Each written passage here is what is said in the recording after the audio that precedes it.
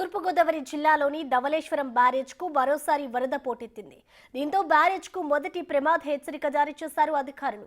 175 గేట్లు ఎత్తి నీటిని విడుదల చేస్తున్నారు అధికారులు. దీంతో లంక గ్రామాల ప్రజలను అప్రమత్తం చేశారు. మరోవైపు ఏజెన్సీ ఏరియాలో కొన్ని ప్రాంతాలలో రాకపోకలు నిలిచిపోయాయి.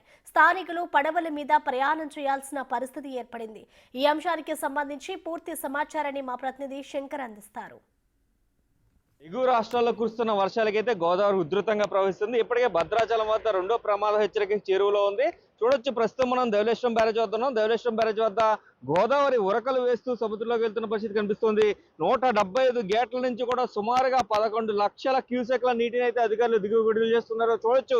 గోదావరి ఎంత ఉధృతంగా ప్రవహిస్తుందో మనం క్లియర్ గా విజువల్స్ లో చూస్తున్నాం. ఈ నేపథ్యంలో చూసుకున్నట్లయితే ఇప్పటికే విఆర్పురం చింతూరు వద్ద అయితే కొన్ని చోట్ల రోడ్లు పూర్తిగా మునిగిపోయి నీట మునిగి రాకపోకలు బంద్ అయిన పరిస్థితి కనిపిస్తుంది. అదేవిధంగా చూసుకున్నట్లయితే మనకి క్లియర్ గా ఇటు పక్కన కోనసీమ జిల్లాలో కూడా అనేక క్యాజ్వేలు మునిగిపోయినాయి.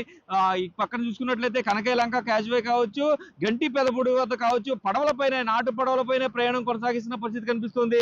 పూర్తిగా చూసుకున్నట్లయితే గోదావరి వరద మూడోసారి మళ్ళీ గోదావరి వరద అయితే తూర్పుగోదావరి జిల్లాకు చేరుకుందని చెప్పుకోవాలి. అయితే పూర్తిగా లంక గ్రామ ప్రజలందరినీ కూడా పూర్తి స్థాయిలో అధికారులు అలర్ట్ చేసిన పరిస్థితి కనిపిస్తుంది.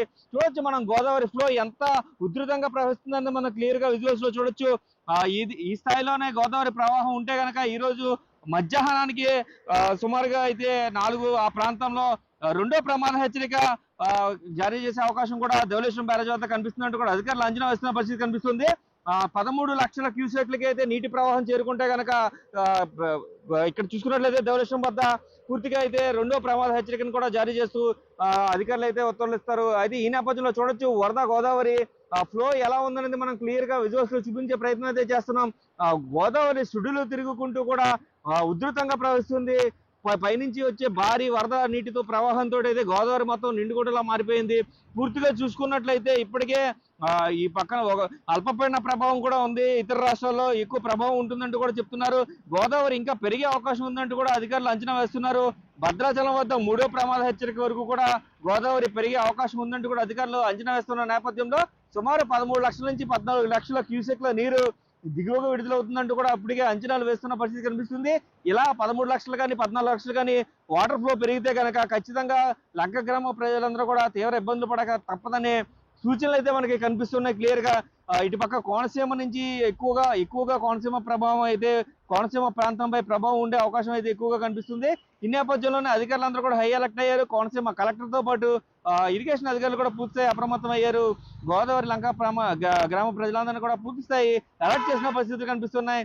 ఏదేమైనప్పటికీ కూడా వరద మూడోసారి ముంచెత్తడంతో పూర్తిగా అయితే అధికారులందరూ హై అలర్ట్ అయ్యారు. అయితే వరద గోదావరి మూడో ప్రమాద హెచ్చరికకి వెళ్తే మాత్రం పూర్తిగా లంక గ్రామాలన్నీ మునిగిపోయే అవకాశం ఉంది. కాబట్టి ఇప్పటికే లోతట్టు ప్రాంత వాసులందరినీ కూడా పూర్తి స్థాయి అలర్ట్ చేశారు అధికారులని చెప్పుకోవాలి. కెమెరామెన్ రవితో శంకర్, బిగ్ టీవీ.